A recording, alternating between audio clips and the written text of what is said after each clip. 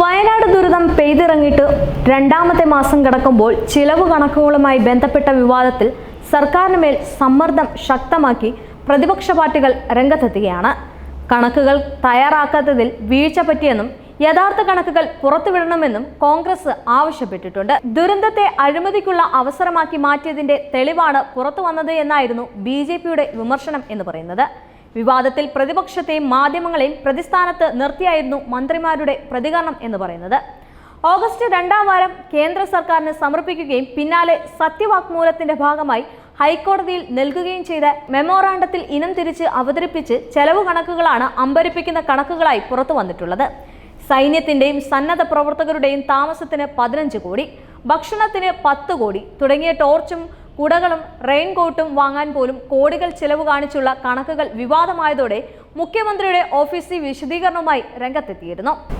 മെമ്മോറാണ്ടത്തിൽ ഉള്ളത് ചെലവ് കണക്കുകൾ അല്ല എന്നും ദുരന്ത പ്രതികരണ നിധിയിലെ മാനദണ്ഡങ്ങൾക്ക് അനുസൃതമായി തയ്യാറാക്കിയ ആവശ്യങ്ങൾ മാത്രമാണെന്നും മുഖ്യമന്ത്രിയുടെ ഓഫീസ് വിശദീകരിച്ചെങ്കിലും സംഭവിച്ചത് ഗുരുതര വീഴ്ചയെന്നും ദുരിതാശ്വാസ പ്രവർത്തനങ്ങളുടെ വിശ്വസ്തത തകർക്കപ്പെടുന്ന നടപടിയായിപ്പോയി എന്നുമാണ് പ്രതിപക്ഷം വിമർശിക്കുന്നത്. SDRF മാനദണ്ഡങ്ങളിൽ ഉൾപ്പെടുത്താത്ത ചെലവ് ഇനങ്ങളായെന്നും അതിൽ പരമാവധി തുക ആവശ്യപ്പെടാനാണ് ശ്രമിച്ചത് എന്നാണ് സർക്കാർ വൃത്തങ്ങൾ വിശദീകരിക്കുന്നത്.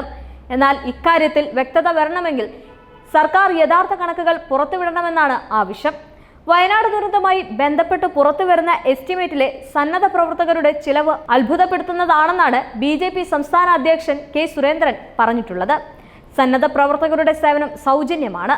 നടന്ന കാര്യങ്ങൾ എങ്ങനെ എസ്റ്റിമേറ്റിൽ വരുമെന്ന് വ്യക്തമാക്കണം. മുൻ അനുഭവം ഉള്ളതുകൊണ്ടാണ് ജനങ്ങൾ സംശയിക്കുന്നതെന്നും കേന്ദ്ര സർക്കാർ നൽകിയ പണത്തിന്റെ കണക്ക് വ്യക്തമാക്കണമെന്നും അദ്ദേഹം ആവശ്യപ്പെട്ടിരുന്നു. പ്രധാനമന്ത്രി ആവശ്യപ്പെട്ടുള്ള രീതിയിലുള്ള കണക്ക് കേരളം ഇതുവരെ നൽകിയിട്ടില്ല എന്നും BJP ആരോപിച്ചിട്ടുണ്ട്. ഒരേ സമയം സംസ്ഥാന സർക്കാരിന്റെ പ്രതിച്ഛായ തകർക്കാനും ദുരിതബാധിതർക്കുള്ള കേന്ദ്ര സഹായം തടയാനും ലക്ഷ്യമിട്ടുള്ള ഇരുതല മൂർച്ചയുള്ള വാൾ ആണ് ഈ വാദമെന്നായിരുന്നു മന്ത്രി മുഹമ്മദ് റിയാസിന്റെ പ്രതികരണം. ഉരുൾപൊട്ടൽ ദുരന്തത്തിന്റെ കണക്ക് വിവാദത്തിൽ അസത്യ പ്രചാരണമാണ് നടക്കുന്നത്. സർക്കാരിന്റെ വിശ്വസ്തത തകർക്കുകയും കേന്ദ്ര ഫണ്ട് കിട്ടാത്തത് ധൂർത്ത് കാരണമാണെന്നാണ് വരുത്തി തീർക്കുകയെന്നാണ് റിയാസ് കുറ്റപ്പെടുത്തുന്നത്. എന്നാൽ വിവാദത്തിൽ മാധ്യമങ്ങളെ പഴിചാരുകയാണ് മന്ത്രി MV രാജേഷ് ചെയ്തത്. എന്നാൽ കണക്കുകൾ സംബന്ധിച്ച് ഉയർന്ന വിവാദത്തിൽ വിശദീകരണവുമായി മുഖ്യമന്ത്രിയുടെ ഓഫീസ് കഴിഞ്ഞ ദിവസം രംഗത്തെത്തിയിരുന്നു. ചൂരൽമല ദുരന്തത്തിന് പിന്നാലെ ആകെ ചെലവഴിച്ച തുകയോ നഷ്ടമോ അല്ല പുറത്തുവന്ന കണക്കുകളെ എന്നാണ് മുഖ്യമന്ത്രിയുടെ ഓഫീസ് വാർത്താക്കുറിപ്പിൽ വിശദീകരിച്ചിരുന്നത്. കേന്ദ്ര സർക്കാർ തയ്യാറാക്കിയ ദുരന്ത നിവാരണ നിയമം അനുസരിച്ച് കേരളത്തിന് ക്ലെയിം ചെയ്യാവുന്ന തുകയുടെ ഏകദേശ കണക്കാണ് വന്നിട്ടുള്ളത്. മെമ്മോറാണ്ടം എന്നത് ഒരു ദുരന്തഘട്ടത്തിൽ അടിയന്തര സഹായത്തിനായി പ്രാഥമിക കണക്കുകളുടെയും തുടർന്ന് നടത്തുന്ന രക്ഷാപ്രവർത്തനം ഉൾപ്പെടെയുള്ളവരുടെ ചെലവുകൾ സംബന്ധിച്ചുള്ള പ്രതീക്ഷിത കണക്കുകളുടെ അടിസ്ഥാനത്തിൽ തയ്യാറാക്കി സമർപ്പിക്കുന്നതാണ്. ഇത് ചിലവഴിച്ച തുക കണക്കുകളല്ല, മറിച്ച് ദുരന്തമുണ്ടായ പ്രദേശത്തെ രക്ഷാപ്രവർത്തനവും പുനരധിവാസവും ഉൾപ്പെടെ മുന്നിൽ കണ്ടുകൊണ്ട് തയ്യാറാക്കുന്ന നിവേദനമെന്നാണ് വിശദീകരണം എന്ന് പറയുന്നത്.